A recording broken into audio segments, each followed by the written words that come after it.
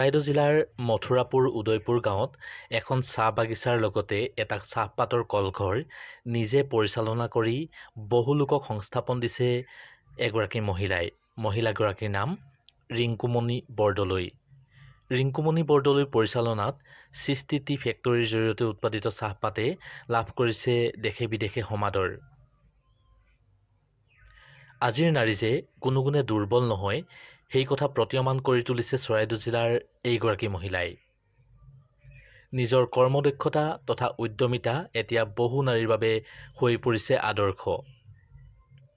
চৰাইদেউ জিলাৰ মথুৰাপুৰ উদয়পুৰ গাঁৱৰ এইগৰাকী কৰ্মোদ্যমী নাৰীয়ে এটা চাহপাতৰ কলঘৰ নিজে পৰিচালনা কৰি সংস্থাপন দিছে বহুতকে। ব্যৱসায়িকভাৱে সফল ৰিংকুমণি বৰদলৈ নামৰ এইগৰাকী মহিলাৰ দ্বাৰা উৎপাদিত চাহপাতে ইতিমধ্যে দেশে বিদেশে সমাদৰ লাভ কৰিছে।